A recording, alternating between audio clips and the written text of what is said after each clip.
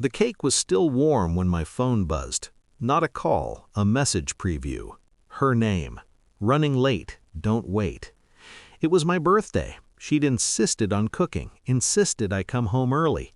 I stood in the hallway with my keys still in my hand, listening to a sound that didn't belong to my house. Laughter. Low, intimate, male. I didn't move. I counted my breaths instead. 1, 2, 3. The kitchen light spilled into the hallway, bright and wrong. The smell of vanilla frosting mixed with something metallic in my mouth. I stepped forward, slow enough that the floor wouldn't complain. I saw them before they saw me. Her back against the counter, his hand on the edge beside her hip, their mouths close enough to share breath. When they kissed, it wasn't hurried, it was practiced. That was the moment something inside me locked into place. Not rage, not shock, precision. I watched. I let the image burn clean lines into my memory. The man who signed her paychecks, the woman who shared my bed, my kitchen, my birthday. When she finally opened her eyes and saw me, she gasped. He turned slower, too slow. I smiled. Later, I would remember how calm I sounded. Did I miss something? I asked. Silence fell like a held breath. He stepped back first, always the cowardly ones do. She tried to speak, failed, tried again. "It's not," she began.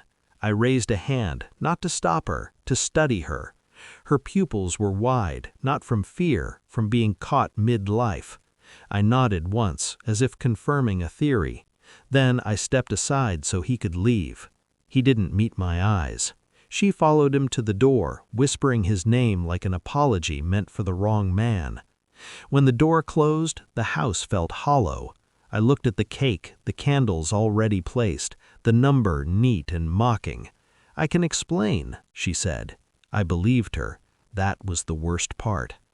That night, she cried. I listened. I didn't touch her. I didn't ask questions. I let her words slide past me like background noise while I focused on details she didn't know she was revealing. How long, how careful, how rehearsed. When she fell asleep, I lay awake and stared at the ceiling, replaying the kiss, not the act, the comfort.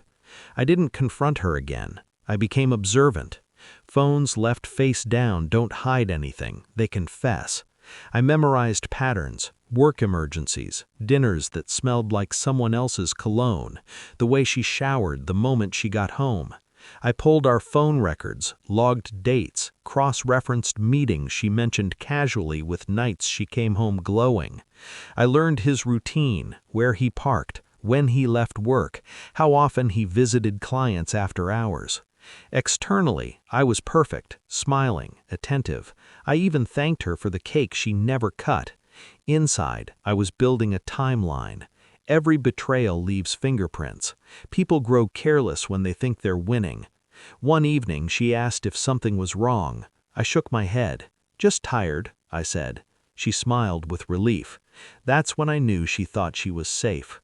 The confirmation arrived on a Tuesday. An email forwarded from an address I didn't recognize. No message, just attachments, photos, dates, hotel receipts. He was married too. I printed everything, laid it out on the table like evidence in a trial that would never happen. That night I cooked dinner, poured wine, waited. When she sat down, I slid the stack across the table. She didn't touch it at first, just stared.